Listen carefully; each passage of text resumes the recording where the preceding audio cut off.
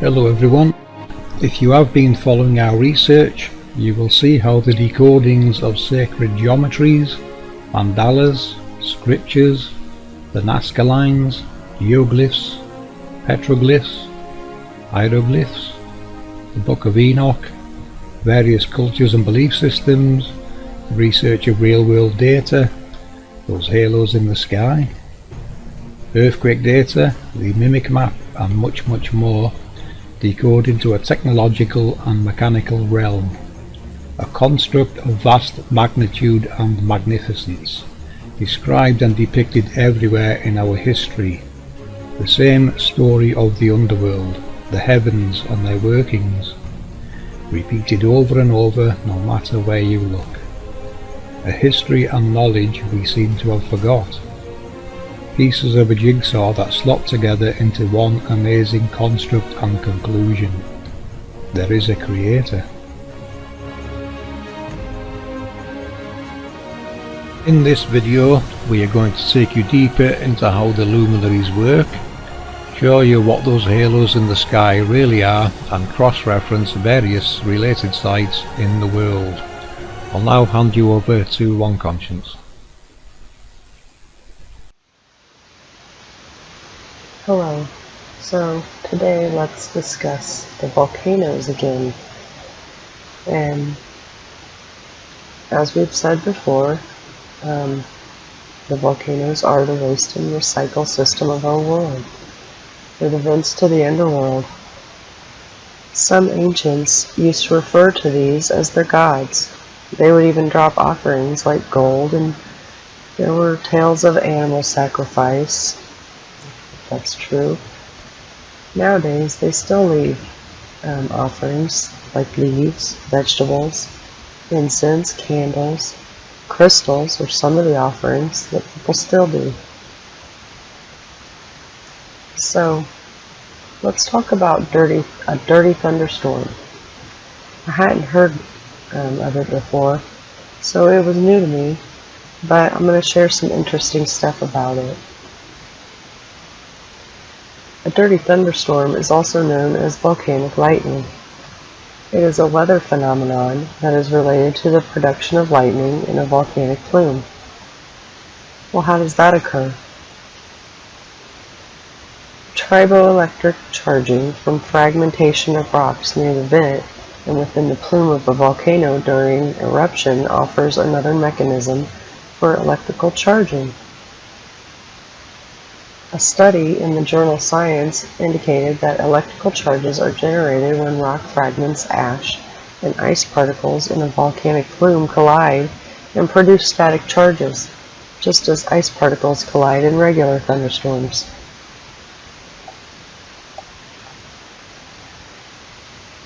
Volcanic eruptions are sometimes accompanied by flashes of lightning. However, this lightning does not descend from the storm clouds in the sky. It is generated within the ash cloud spewing from the volcano in a process called charge separation. So, what's charge separation? It is the process of an electron in the atom being excited to a higher energy level by the absorption of a photon and then leaving the atom to a nearby electron acceptor. This is what happens at the CERN facility, specifically relative to the reaction plane in PB collisions in the ALICE reactor.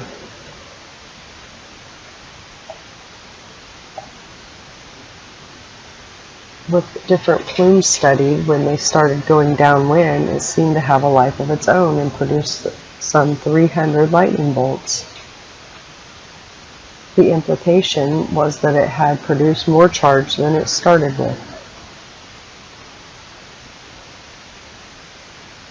A study performed in 2010 found that the water content of volcanic plumes is much greater than the water content of thunderstorms. This study also found that there may be a needed amount of concentration required in a plume for lightning to occur. Naturally occurring radioisotopes within ejected rock particles may cause self-charging of volcanic plumes. So what are radioisotopes?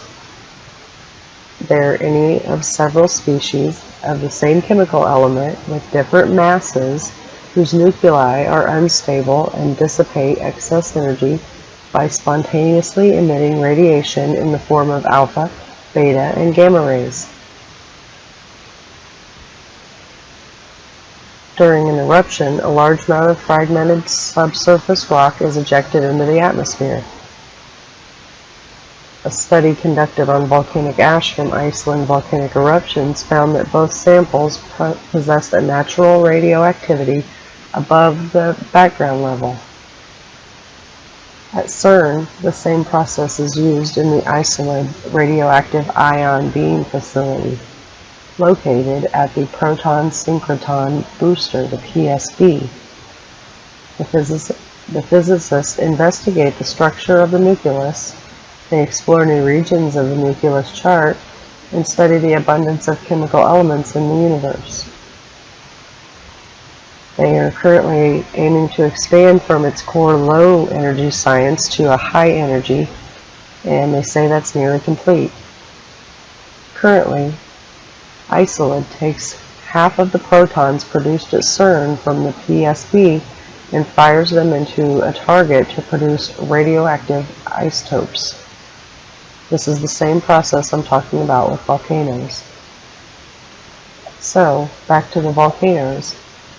The height of the ash plume appears to be linked with the mechanism which generates the lightning. The taller the plume, it appears that the larger concentration of water vapor are contributing to lightning activity, while the smaller plumes appear to gain more of their electrical charge from the fragmentation of rocks near the vents of the volcano through charge separation. The atmospheric temperature also plays a role in the formation of lightning. Colder temperatures will create greater amounts of ice inside the plume, thus leading to more friction and electrical activity.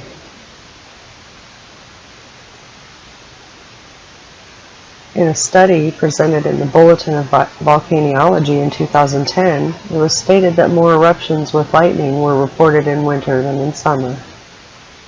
This finding indicates that the lightning activity is driven by magma-derived water rather than atmospheric water.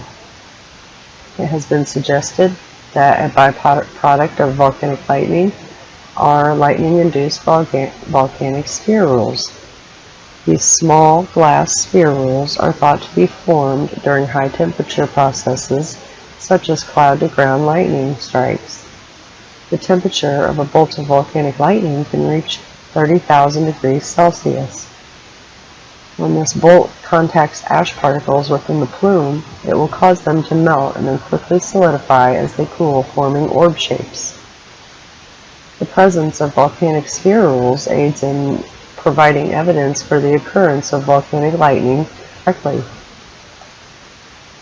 So, let's take a moment and relate this to our grid and our map and try to simplify it a bit for people to understand. So, to do that, I decided to place these volcanoes on the map with the grid overlay so we can see why this happens. So here, we can see that these fall a lot of them directly on the grid. So I thought that was pretty interesting, and it made me want to, look a little further and try to be able to show you guys the cause. So then I compared it to particle accelerators. Okay, so in this next picture, you're seeing the two of them compared side by side. And I've also circled the areas where there are accelerators and wanted to show how on each side there are these volcanic vents. So that's about all I have. So at this point, I'm going to hand it over for a technical breakdown and decoding of all of this information by FPV. Thank you. Have a good day.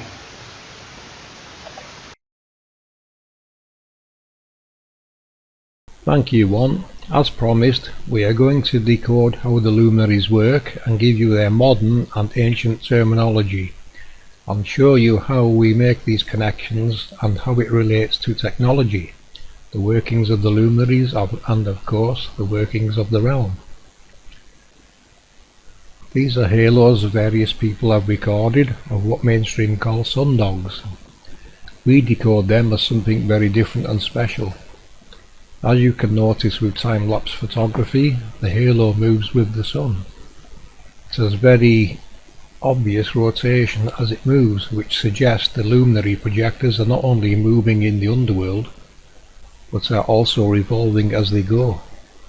This we have linked before to the Antikytherian mechanism's movements, the ancient computer that can predict all our major luminaries' movements and even the past, present and future lunar cycles with amazing precision. A hand-cranked computer from an era in our past. It appears our luminary projectors are doing the very same movements in the underworld. This research is also backed up by Ptolemy's use of epicycles. Ptolemy clearly factored in the luminary projectors' movements, meaning the ancients knew very well how this technology works and understood what is happening in the underworld. This is also very evident in Geopetron hieroglyphs, scriptures and even the Book of Enoch. We all understood how our world worked, and our kings, queens, tribal chiefs and elders took great pride in depicting this knowledge everywhere.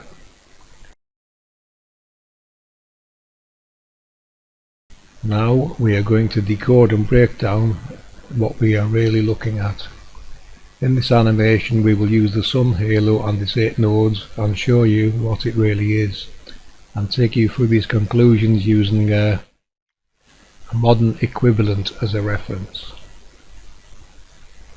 As you can see, we have a wheel in a wheel, which we can reference with Ezekiel's description of what he saw at the East Gate.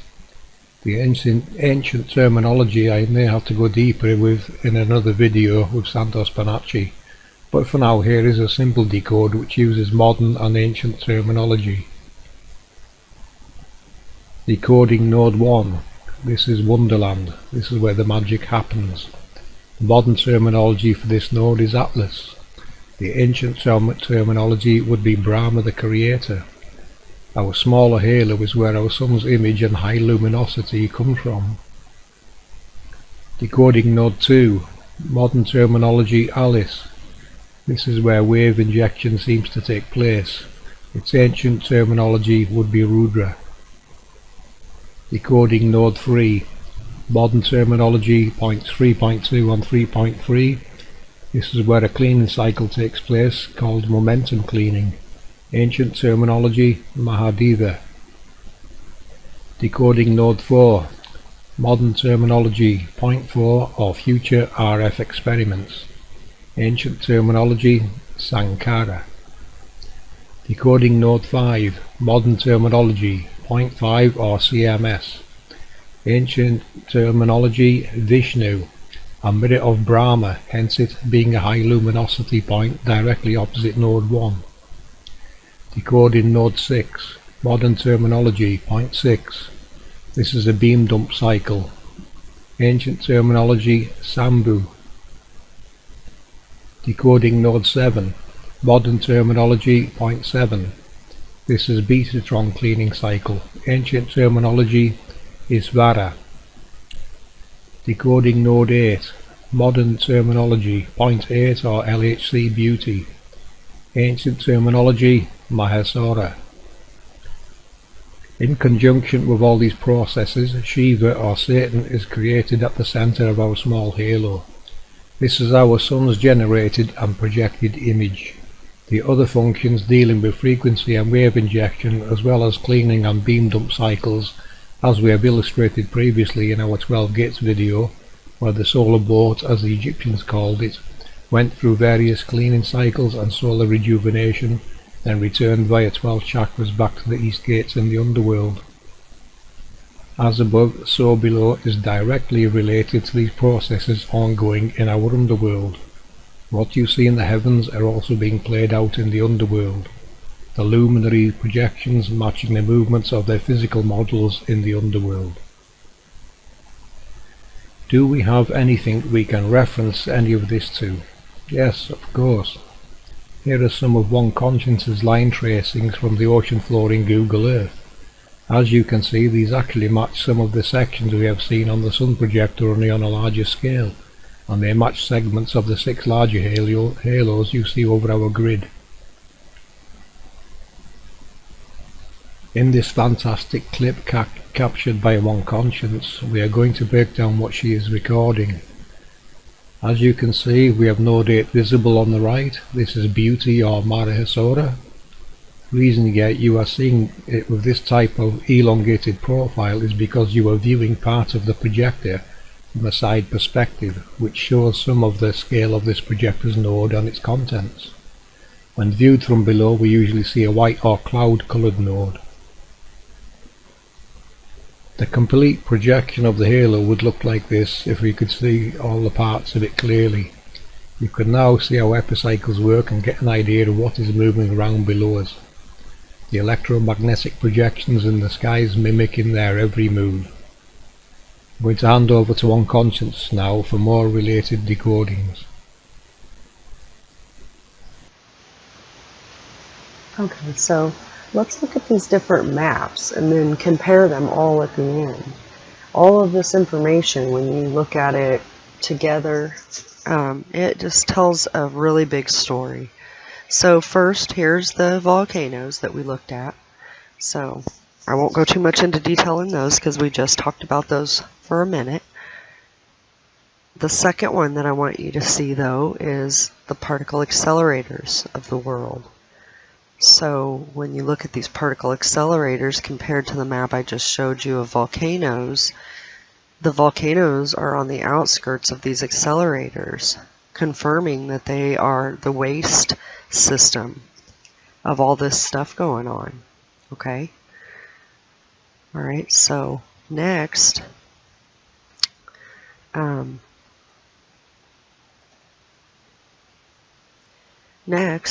we'll look at CO2 sites and nuclear sites. Okay, so what I'm seeing here is these guys are wrapping around or opposite of our major accelerator sites. Okay, so the CO2 is probably cooling all of this stuff that they've got going on with these accelerators. You know, and again, if these accelerators were already there, or if man has put them there, you know, that's kind of up for research. But what I see is they're cooling this stuff, and then the nuclear sites, they're harvesting this energy. Okay. And the last one we'll take a peek at is deep borehole projects. So again, these are all basically in the same areas. So they're digging down and putting the CO2 in, or harvesting, or trying to get to this technology to reverse engineer it. And then the last map I'll show you here is one that I put everything all onto one map so we can look at our story of what's going on. So everything that I was just saying in each individual map, now you can see it all wrapped together, and it's kind of working like I said. They've got the accelerators and they've put them over our grid. They're on the grid and on these power points. And everything just kind of correlates and tells a big story here. So if they're doing all this, it makes you wonder, what are they doing at our 12 gates? Do your own research, and I'll leave you with that thought. Check this Hindu mandala overlay out, people. Notice how the rubies align right in between angels, and the other 4 are the cardinal points on the grid of the Nazca mandala. These 2 mandalas are telling the same story as the others. Regarding the projectors, all their base functions and systems apply regardless of size or scale. Some are projectors, many are not. They all need cleaning cycles and beam dumps. Notice the beam dump would be going towards the Bering Strait region on a realm scale model. What you are looking at here is Satan. Satan is probably the realm's largest accelerator. Its cleaning cycles clearly being along the equator, hence the flow of red on the mimic map. This is the lake of fire in the underworld. The creation processes taking care of the harnessed elements Scripture calls hot coals. They are produced from the eyes around about it on each accelerator as described by Ezekiel. The whole process working in harmony on a scale we can barely comprehend. The Satan accelerator has some very interesting traits. Notice the star in the north. This may be Polaris. If we can confirm there are 3 fixed location stars in the south that match these alignments on this overlay, this would help prove this model further. The star in the north may very well be related to the Aurora Borealis events alongside some of the Nazca line overlays we have previously used to fit into this model as blueprint overlays.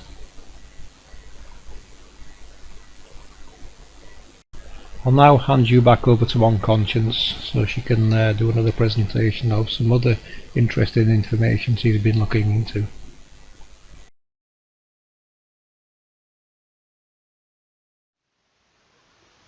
Okay, so exposure to electromagnetic field is not a new phenomenon. However, exposure to man-made electromagnetic fields has been steadily increasing because growing electricity demands, advancing technologies, and change in our different behaviors have created more and more artificial resources for electromagnetic fields. Everyone is exposed to a complex mix of weak electric and magnetic fields at home, at work, from the generation and transmission of electricity, appliances, industrial equipment, telecommunications, and different broadcasting. So, there's tiny electrical currents that exist in the human body due to a chemical reaction that occurs as part of the normal body functions, even in the absence of external electric fields. So, for example, nerves relay signals by transmitting electric pulses. Most biochemical reactions, from digestion to brain activities, go along with the rearrangement of charged particles. Low-frequency electric fields influence the human body just as they influence any other material made up of charged particles. When electric fields act on conductive materials, they influence the distribution of electric charges at the surface. They cause current to flow through the body to the ground. So, low-frequency magnetic fields induce circulating currents within the human body. The strength of these currents depend on the intensity of the outside magnetic field. If sufficiently large, these currents could cause stimulation of nerves and muscles or affect other biological processes. Some members of the public have attributed a diffuse collection of symptoms to low-level exposure to electromagnetic fields at home. They've reported the symptoms, and they include headaches, anxiety, suicide, depression, nausea, fatigue, loss of libido.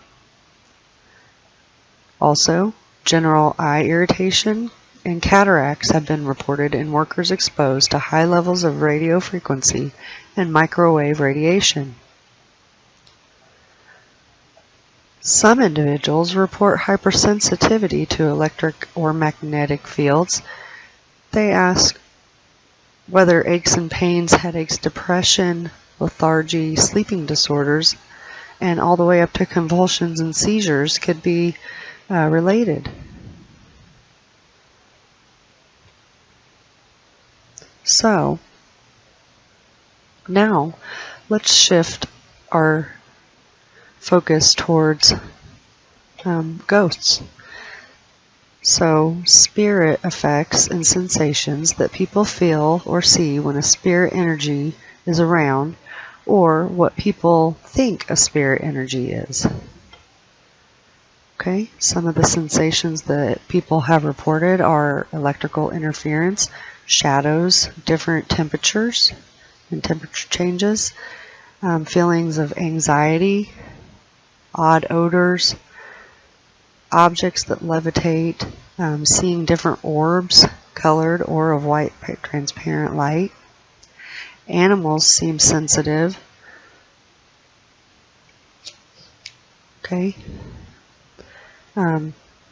People have also reported that they have overwhelming feelings of sadness, desires to commit suicide.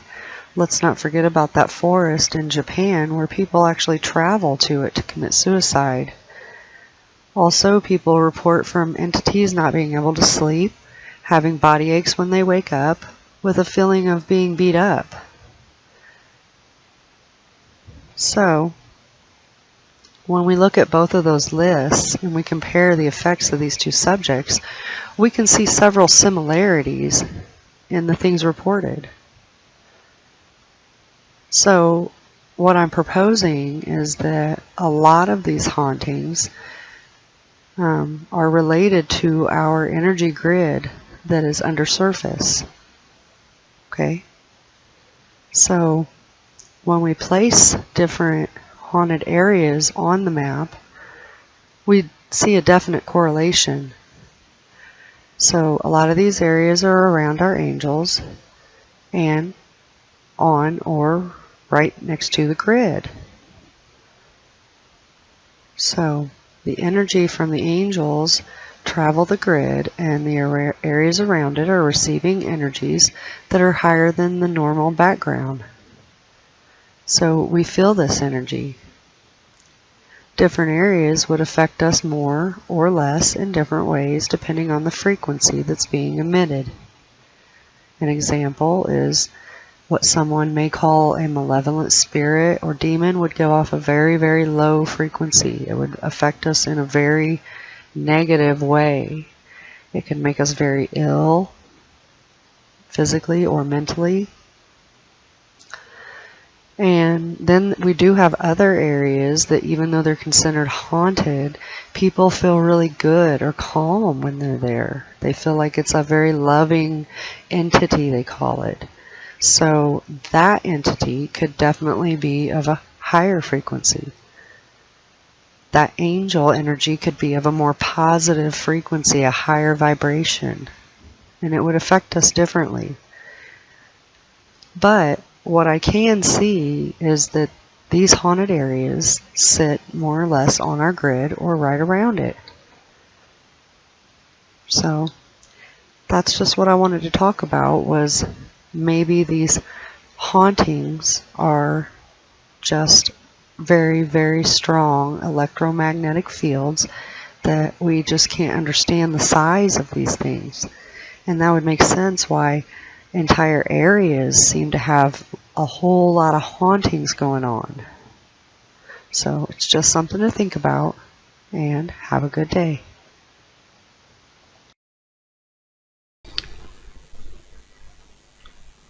This is a bonus clip, a decoding of the CERN ceremony, so you can see how we decode things. In this scene, the train represents the solar boat we have covered in the 12 gates presentation, the characters in orange representing the harnessed radioactively charged elements.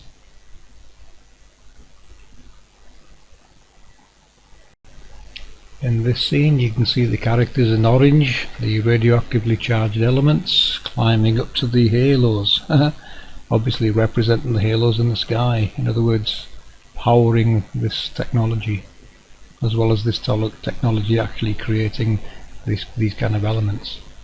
Very clever technology. In this scene, this one should be familiar. If you remember in the 12 gates presentation, the solar rejuvenation.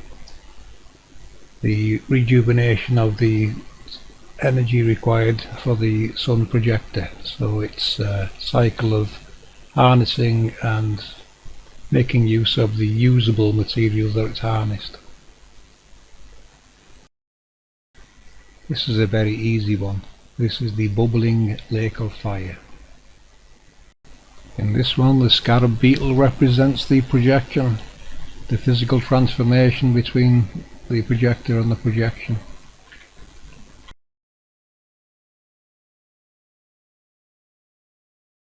You will also see the anti-Cytherean mechanism on display.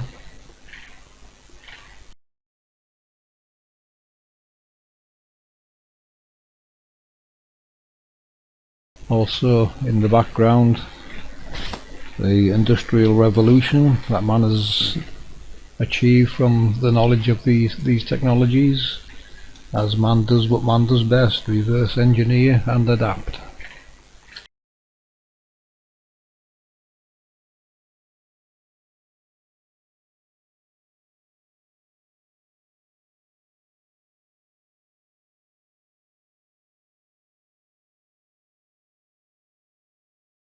And of course the eyes round about it, as described by Ezekiel. This is a Shiva bonus clip.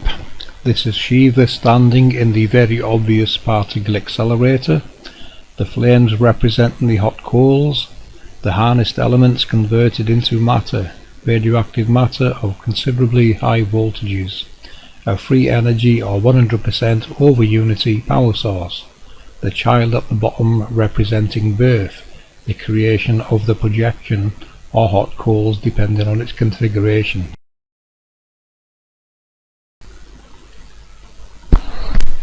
I'll now hand you over to BinTakinPics Kathleen for some relevant research into our Milky Way.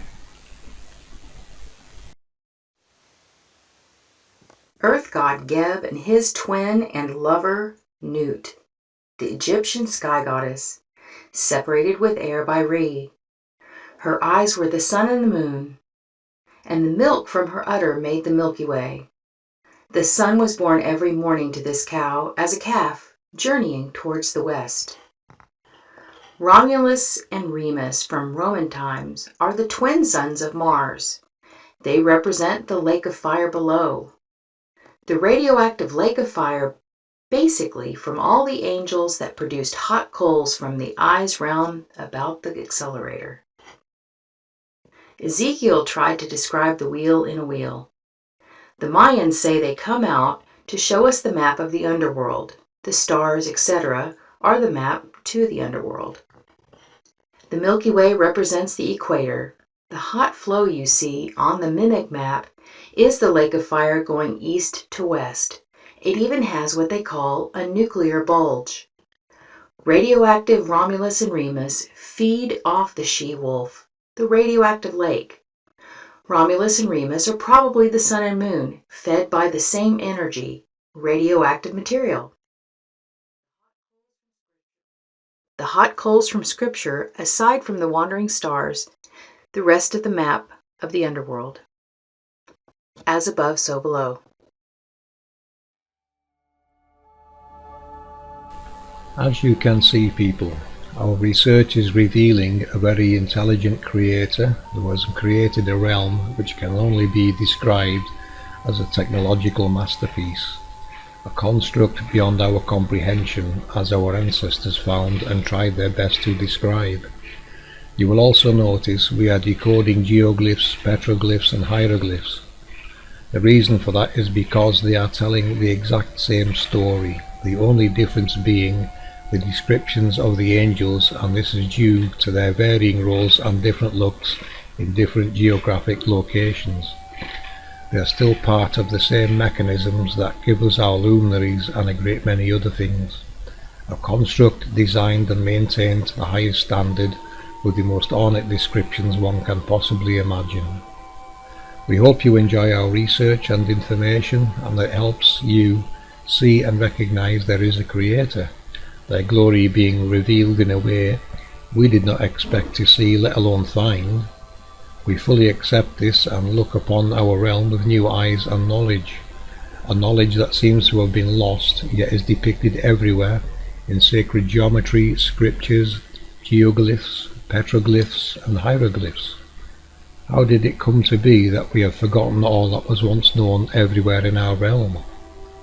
I'll leave you with that thought, so until next time, it's goodbye from us.